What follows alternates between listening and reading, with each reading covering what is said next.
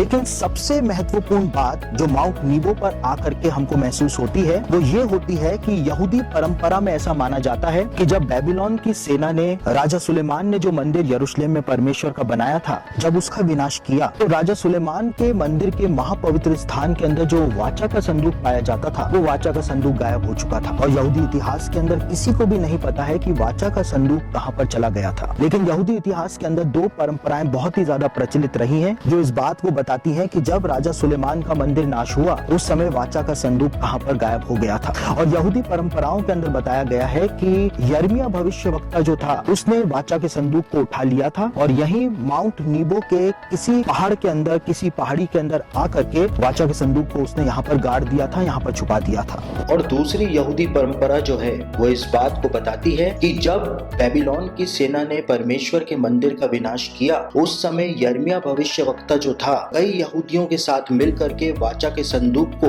मोरिया पर्वत के नीचे ही उसने वाचा के संदूक को दूसरे सामान के साथ छिपा दिया था। और हजारों सालों से यहूदी इस बात पर विश्वास करते हुए आए हैं इस परंपरा के तहत कि जब